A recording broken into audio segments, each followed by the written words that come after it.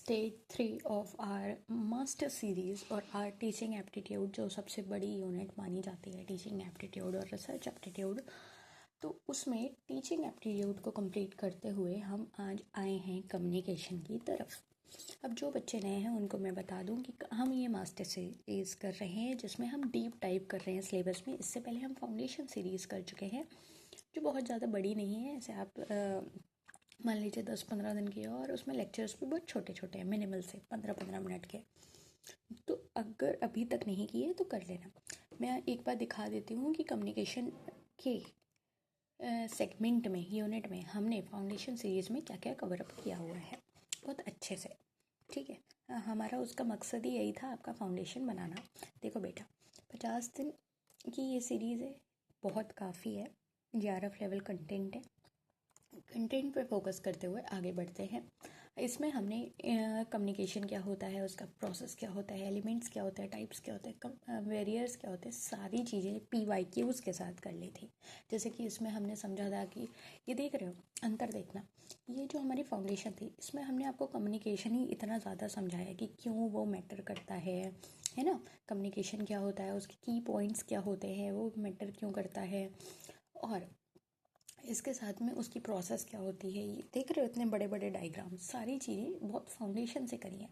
अब क्या है, हम ये मास्टर सीरीज़ में हैं तो हम आपको उससे हट के जो एक्स्ट्रा चीज़ें आपको जानने की ज़रूरत है वो बताएंगे। ठीक है, तो कम्युनिकेशन की ये जो आपकी ट्रेडिशनल डेफिनेशन है वो ये है कि communication is the process of transmitting information, ideas, thoughts, feelings from a sender to a receiver through a channel resulting in mutual understanding. सबसे पहली बात, कम्युनिकेशन जो है वो 2 वे प्रोसेस है। जैसे हम कहते हैं कि हर ताली एक हाथ से नहीं बजती, हर चीज़ में 2 चीज़ जे 2 वे होना ही चाहिए, तभी इफ़ेक्टिव कम्युनिकेशन होगा। अब एक बोल रहा है, एक नहीं बोल रहा है, एक नहीं सुन रहा है, तो कैसे बात चलेगी, है ना। तो कम्युनिकेशन क्या है, is a process of transmitting information, ideas, thoughts and feelings from sender, from, ध्यान देना, sender to receiver. Sender to receiver तो सबको मालूम है, थ्रू अ चैनल। ठीक, रिजल्टिंग इन म्यूचुअल अंडरस्टैंडिंग, किस में रिजल्ट करता है, म्यूचुअल अंडरस्टैंडिंग में। कैसी प्रोसेस है, 2 वे प्रोसेस है। Not complete until the receiver response, जब तक रिसीवर रिस्पॉन्ड नहीं करेगा तब तक ये पूरी तरह से नहीं मानी जाएगी। ठीक, अगली बात जो हम देखें वो हम देख रहे हैं, इसमें टाइप्स ऑफ कम्युनिकेशन देखेंगे हम, इसमें मॉडल्स देखेंगे। अब देखो, फाउंडेशन में क्या क्या था, एक बार क्विक रिव्यू में देती जाऊंगी, क्योंकि ये वाला जो डीप डाइव वाला सेशन है ये भी आपका ज़्यादा लंबा नहीं रखेंगे। हमारी बात ही यही हुई है कि बहुत ज़्यादा ऐसा आपको थ्योरी नहीं देंगे कि आपको ढूंढना पड़े कि क्या याद रखना है। हम आपको डायरेक्ट कीवर्ड्स देंगे जो आपको याद रहें।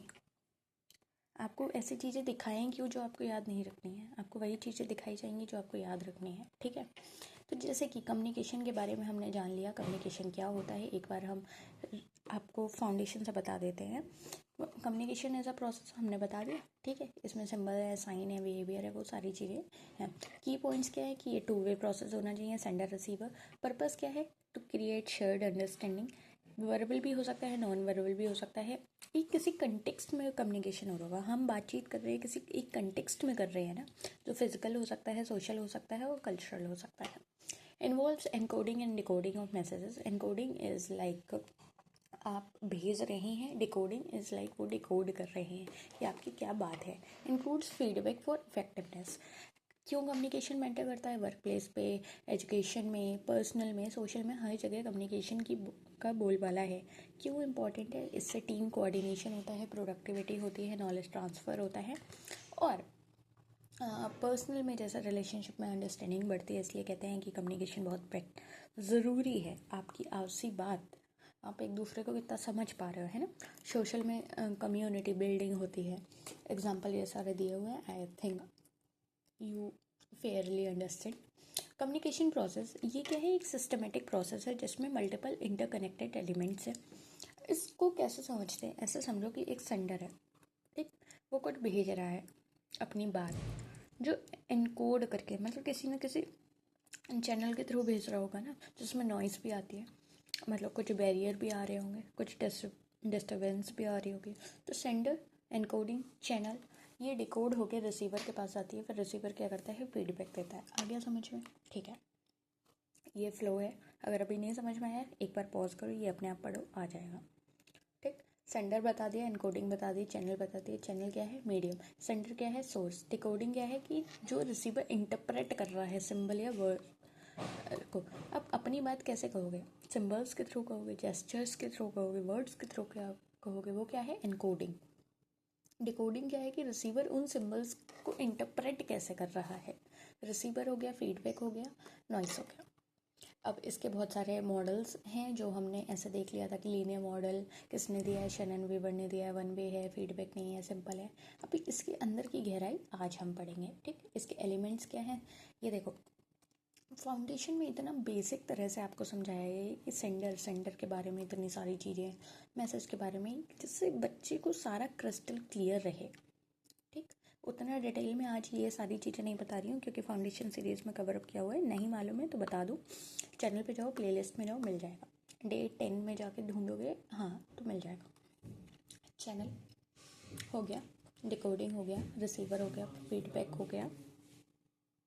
मॉडल्स के बाद हमने जैसे कि देखा कि इसमें नॉइस देख ली। नॉइस क्या है, एक इंटरफेरेंस है, एक एनी डिस्टर्बेंस और barrier that interfere the communication process and prevents the message from being understood clearly, and that is the noise, any interference. Feedback में हमने देखा कि पॉजिटिव फीडबैक हो सकती है, नेगेटिव हो सकती है, न्यूट्रल हो सकती है, और ये नोट फीडबैक भी हो सकती है। ठीक है, टाइप्स ऑफ कम्युनिकेशन। कम्युनिकेशन के बहुत सारे टाइप्स किए गए हैं ऑन डिफरेंट बेसिस। पहला है बेस्ड ऑन मोड, वर्बल हो सकता है, रिटन हो सकता है, नॉन वर्बल हो सकता है, विजुअल हो सकता है। ठीक है, तो इसका अपना डिस्क्रिप्शन है। मतलब वर्बल आपको मालूम है, ये स्पोकन वर्ड्स आएंगे, रिटन में रिटन सिंबल्स आएंगे, नॉन वर्बल में बॉडी लैंग्वेज आएगी और जेस्चर्स आएंगे, या आप कह सकते हो फेशियल एक्सप्रेशंस। ठीक, विजुअल में इमेजेस या ग्राफिक्स। इसकी इफेक्टिवनेस, मतलब this whole table is very much important. आपको लग सकता है कि ये बहुत ज़्यादा ऐसा थ्योरेटिकल वे में आपको नहीं दिया गया है तो इसकी कोई अहमियत नहीं, but this is the main golden things. Okay, based on the direction, downward हो सकता है, अपवर्ड हो सकता है, हॉरिजॉन्टल हो सकता है, डायगोनल हो सकता है।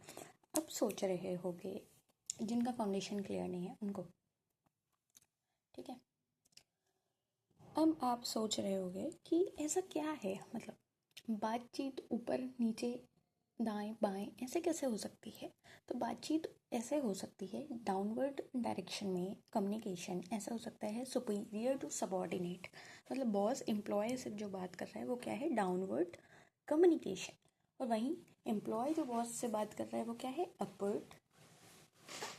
Upward communication. हॉरिजॉन्टल में सेम लेवल पीयर्स में होगा, मतलब कलीग आपस में बात कर रहे हैं, कोऑर्डिनेशन बिल्ड हो रहा है, that is horizontal.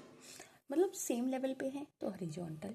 Different level और डिफरेंट डिपार्टमेंट है, मतलब इस डिपार्टमेंट का बंदा इस डिपार्टमेंट के लोअर रेंज के बंदे से बात कर रहा है तो क्या हो गया, डायगोनल। ठीक, अपवर्ड हो गया, ये सारे आ गए। Based on the formality chemistry वाला नहीं है, और जो आप लोग करते हैं वैसा भी नहीं है ना।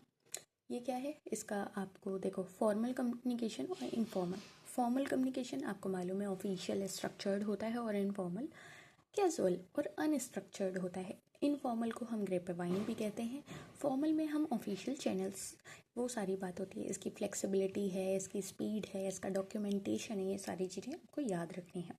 ठीक, ये मैं बस आपको ओवरव्यू दिला रही हूँ। ठीक, कम्युनिकेशन क्या है, कम्युनिकेशन इज़ लाइक, वो बता दिया। कम्युनिकेशन बैरियर्स मतलब ऐसे ऑब्स्टेकल्स, ऐसे हिंड्रेंसेस जो आपके आइडियाज़ एक्सचेंज होने के बीच में आ जाती हैं, है ना। दे डिस्टॉर्ट और ब्लॉक द इंटेंडेड मैसेज। अब देखो, इतने टाइप के जो बैरियर्स होते हैं, physical, psychological, cultural, semantic, organisational, ये सारे बहुत अच्छे से समझाए हुए हैं, जाके देखो एक बार। ठीक, ये देखो, फिर बाद में और अच्छे से बताए हुए हैं, फिजिकल, सीमेंटिक। चलो एक बार आपको ऐसे बता देते हो, मतलब आई डोंट वांट कि बच्चे को कुछ बेस खाली है और वो मास्टर सीरीज़ पढ़ रहे हैं, है ना। इसलिए मैं बता रही हूँ। फिजिकल में क्या होगा, इन्वायरमेंटल ऑब्स्टेकल्स होंगे, मतलब इन्वायरमेंट रिलेटेड जो भी हिंड्रेंसेस आएंगे वो फिजिकल बैरियर में होगा। सिमेंटिक में लैंग्वेज बेस्ड होगा, साइकोलॉजिकल में मेंटल स्टेट बेस्ड होगा, और ऑर्गेनाइजेशनल में स्ट्रक्चर है हायरार्की बेस्ड होगा, और कल्चरल में डिफरेंट बैकग्राउंड हो सकता है जिसकी वजह से जो डिफरेंसेस आते हैं वो बैरियर की तरह काम करते हैं। ठीक है, ज़्यादा डिटेल में देखना है तो ये या तो अभी वीडियो पॉज करके देख लो या फिर उस वीडियो पे स्विच करके देख लो। ठीक, चलो अगली बात अगर हम करें, ये साइकोलॉजिकल हो गए, ऑर्गेनाइजेशनल हो गए, कल्चरल हो गए, क्रॉस कल्चरल हो गए, ये सारी चीज़ें हमने बात कर ली हैं। इनको हम ओवरकम कैसे कर सकते हैं, हर चीज़ का इलाज है, सारी चीज़ें बताई हैं। 7 C's ऑफ इफेक्टिव कम्युनिकेशन जो मैंने बताया था ये बहुत इंपॉर्टेंट है। इसका ऑर्डर पूछ लेते हैं, ऑर्डर नहीं तो आपसे पूछ लेंगे इनमें से कौन सा नहीं है, तो वो याद रखना है। Clear, concise, concrete, correct, coherent, complete और कर्टियस। ठीक, इफेक्टिव कम्युनिकेशन के टिप्स थे, डू डोंट्स थे। ठीक, ये हमारे PYQ थे, रियल PYQs जो होते हैं वो सारे थे जो आपको ट्राई करने थे। ठीक है, इन केस अभी तक नहीं किया आपने तो आपको ट्राई करने हैं, जाना और करना। ठीक, चलो अगली बात पे आते हैं। हम आज हम क्या पढ़ने वाले हैं, आज जो हम पढ़ रहे हैं सभी पढ़ रहे हैं ना। चलो, शैनन वीवर मॉडल क्या था, ये बहुत पूछा जाता है। शैनन वीवर मॉडल ये था कि वो 1949 में एक ऐसा मॉडल आया। देखो, कम्युनिकेशन बहुत ज़्यादा तरीक़ों से हो रहे थे, तो क्या किया कि बहुत सारे ऐसे लोग आए जिन्होंने अपने अलग अलग मॉडल दिए कि कम्युनिकेशन ऐसे होती है, ऐसे होती है, ऐसे होती है। तो जिन जिन की बात रखी गई बहुत ज़्यादा, उनके बारे में हम पढ़ेंगे। शैनन वीवर मॉडल में क्या था, 1949 में जो आया था, ये सबसे ज़्यादा पूछा जाता है।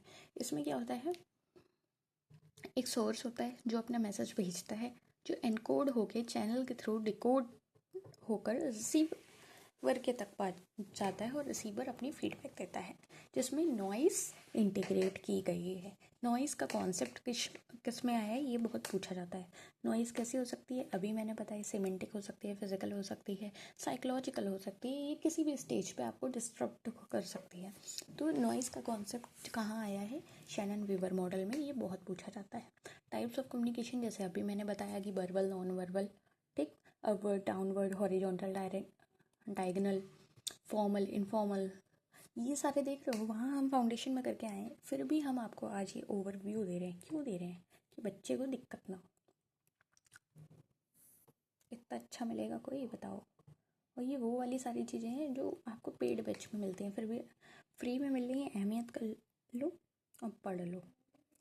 बैरियर्स टू कम्युनिकेशन, अभी हमने पढ़ा सिमेंटिक बैरियर्स, जिसमें लैंग्वेज रिलेटेड बैरियर्स आ जाएंगे, like ambiguous words, jargon, poor language का यूज़ हो रहा है जहाँ पे meaning is lost in words themselves. जहाँ पे लैंग्वेज रिलेटेड बैरियर आ जाए वहाँ क्या है, सीमेंटिक बैरियर।